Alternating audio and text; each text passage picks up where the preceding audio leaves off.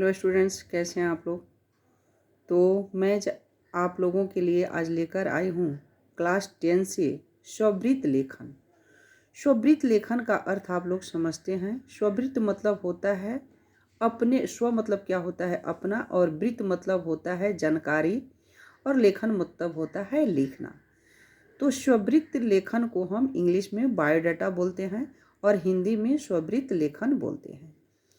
तो यदि आप लोग को एग्ज़ाम में आप लोग को प्री बोर्ड भी आने वाला है, उसके बाद बोर्ड भी आने वाला है, तो आप लोग थोड़ा सा सतर्क हो जाइए, अच्छे से पढ़िए और अच्छे से अपनी एग्ज़ाम की तैयारी कीजिए। तो इसीलिए मैं आज आप लोगों के सामने लेकर आई हूँ स्ववृत्त लेखन, जो बहुत ही इम्पोर्टेंट है और ये 5 मार्क्स का होता है। आप लोग अच्छे से लिखोगे तो 5 मार्क्स में आप लोगों का 1 मार्क्स कोई नहीं काट सकता है। आप लोग इसको अच्छे से अच्छे लिखें। तो मैं उदाहरण के तौर पर एक मैं आप लोग को बता देती हूँ, और इसे आप लोग क्या कीजिएगा, अपने रफ कॉपी में या जो भी आपके घर में कॉपी होगा रफ का, उसमें 2-3 बार प्रैक्टिस कर लीजिएगा।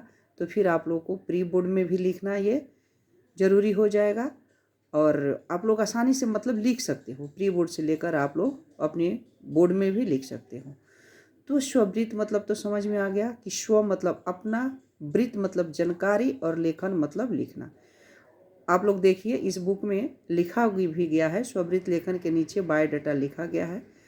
तो सबसे पहले इसमें क्या करते हैं, अपना परिचय देते हैं। जब किसी नौकरी या अन्य किसी उपयोगी कार्य हेतु आवेदन करना होता है तो नियोक्ता या आयोजक को अपना पूरा परिचय देना होता है। नियोक्ता और आयोजक किसे कहा गया है, जिसके बारे में लिखना है। यदि मान लो आपको अपने बारे में एक बायोडाटा देना है, कहीं पर आप जॉब के लिए अप्लाई कर रहे हो, तो वहाँ आपसे क्या मांगेगा, आपको बायोडाटा मांगेगा। तो उस बायोडाटा में क्या करोगे, आप लोग अपना परिचय दोगे। परिचय के साथ उसमें अपनी विस्तृत तरीके से अच्छे से अपनी पूरी जानकारी लिखोगे और उसके बाद लिखना शुरू करोगे। जिसमें जैसे मान लो आपका हो गया आवेदक का नाम, मतलब जो स्ववृत्त में जानकारियाँ आप जो आप लोग लिखोगे, सबसे पहले क्या लिखोगे, आवेदक का नाम। दूसरे में माता पिता का नाम। तीसरे में जन्म तिथि। चौथा में अस्थाई पता। और पांचवा में पत्र व्यवहार की पता, जहाँ दे रहे हो उसका। दूरभाष का मोबाइल नंबर, वहाँ का मोबाइल नंबर या ईमेल आईडी कुछ भी ले सकते हो। ईमेल आईडी का भी जगह है। ईमेल आईडी की जो, यदि आप लोग की ईमेल आईडी है तो ईमेल आईडी की जगह लिखे। यदि आप लोगों का फ़ोन नंबर है, फैक्स नंबर है, तो उस जगह पर लिखे। आपकी शैक्षणिक योग्यता क्या है, आपकी क्वालिफिकेशन क्या है, आप कितने तक पढ़े हो, 10th पास हो, 12th पास हो, तो ये चीज़ यहाँ पर लिखोगे। उसके बाद अनुभव लिखोगे। अनुभव मतलब एक्सपीरियंस। आप कोई चीज़ यदि कोई काम किए हो तो कितना दिन तक किए हो, आपके उसके बारे में कितना एक्सपीरियंस है, उन चीज़ों का उल्लेख करोगे। उसके बाद विशेष उपलब्धि और पुरस्कार। यदि आप जो काम किए हो, उस काम को करते समय यदि आपको कुछ विशेष उपलब्धि मिली है या कोई पुरस्कार मिला है और या कोई पुरस्कार से आप सम्मानित किए गए हो, तो उसको ज़रूर आप इस पर लिखोगे। फिर यहाँ कुछ महत्वपूर्ण बातें हैं, कुछ इम्पोर्टेंट बातें हैं जिसको हम लिखेंगे। आवेदक का नाम सही होना चाहिए, जो कि 10वीं तथा अन्य कक्षाओं के प्रमाण पत्र में है, तथा आपस में आपका नाम, लोकेशन सब कुछ होना चाहिए। आप अपना पूरा नाम लिखें, उसे संक्षिप्त करके लोकेशन में न लिखें। और बाद में आप कुछ नहीं तो आप लोग यदि संक्षिप्त में यानी शॉर्टकट में लिखोगे तो बाद में कुछ कठिनाइयाँ आ सकती है। इसलिए आप अपना नाम, पूरा पता अच्छे से, पूरे साफ सुथरा, बिना काट पीट किए हुए अच्छे से लिखें। तो ऊपर हो गया आपकी नाम, हो गया आपका पता, हो गया आपके माता पिता का नाम, हो गया आपका जन्म तिथि, हो गया आपका स्थायी पता, हो गया आप पत्र ये क्यों लिख रहे हो, जो स्ववृत्त लेखन है किस लिए लिख रहे हो वो चीज़ दोगे। अपना दूरभाष या मोबाइल नंबर दोगे, ईमेल आईडी दोगे, शैक्षणिक योग्यता दोगे, अनुभव दोगे, अनुभव मतलब एक्सपीरियंस दोगे। फिर उसके बाद उपलब्धि, यदि आप कोई काम किए हो उसके बारे में यदि आपको कुछ उपलब्धि मिली है तो वो चीज़ भी उजागर करोगे। अब चलते हैं शैक्षणिक योग्यता का विवरण, तालिका, कैसे बनाओगे। यदि आपकी शैक्षणिक योग्यता है, आपकी विवरण है, तो आप इस प्रकार बनाओगे। पहले अच्छे से लाइन खींचोगे, बॉक्स बनाओगे। आप जो जो क्लास पास किए हो, मैंने जैसे मैट्रिक हो गया, 12वीं हो गया, स्नातक मतलब ग्रेजुएशन हो गया, पत्र स्नातक मतलब मास्टर्स हो गया, उसके बाद बीएड हो गया, ये सारे क्वालिफिकेशन की आप कैटेगरी बना लोगे, बॉक्स बना लोगे।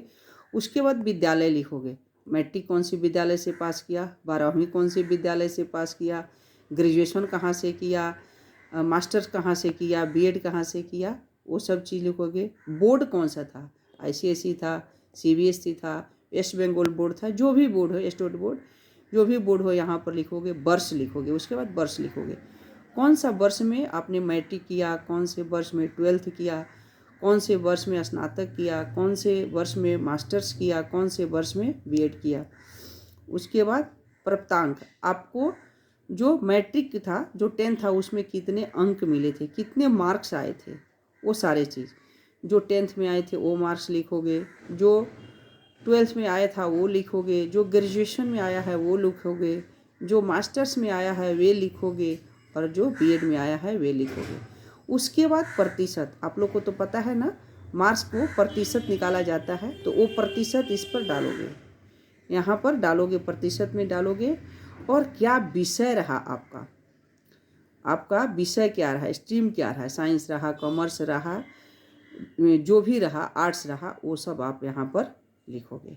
इसके बाद हम चलते हैं अन्य योग्यताएं। यदि आपके पास कोई अन्य योग्यता है तो आप उसको भी लिख सकते हो। जैसे कोई तकनीकी योग्यता का परिचय देना चाहता है तो वो भी दे सकता है, कोई शैक्षणिक योग्यता की परिचय देना है वो भी दे सकता है।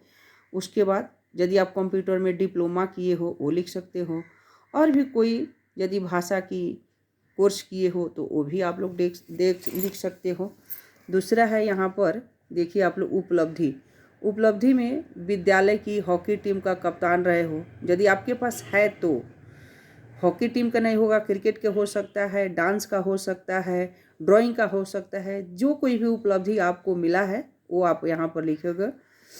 और जो इस चीज़ में आपको अभिरुचि होती है, समारोह के प्रबंधन का अनुभव है, कोई खेल है जैसे शतरंज और कैरम बोर्ड में, उसका लिख सकते हो।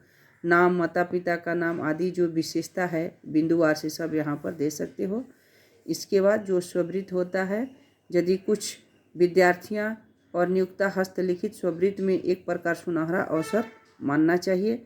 यदि आप लोग अच्छे से लिखोगे तो आपको 5 मार्क्स में 5 ही मिलेगा, कोई इसमें से आपको एक मार्क्स भी नहीं काट सकता है। जिस तरह मैं बताई हूँ, जिस तरह समझाई हूँ, आप लोग अच्छे से लिखिएगा। ये आप लोग को इम्पोर्टेंट नहीं है, ये चीज़ लिखना नहीं है जो पहले आप बता दी, ये वाला चीज़ और फिर ये वाला चीज़ आप लोग ज़रूर लिखिएगा। तो ये वीडियो मेरी कैसी लगी, अच्छी लगी तो लाइक कीजिएगा, कमेंट कीजिएगा। यदि मेरे चैनल पर आप नए हैं तो सब्सक्राइब करना मत भूलिएगा। और भी यदि इस तरह की कोई आपकी जानकारी चाहिए तो आप कमेंट बॉक्स में ज़रूर लिखें, मैं जल्दी से जल्दी आप लोग के सामने लेकर आऊँगी। तब तक के लिए बाय।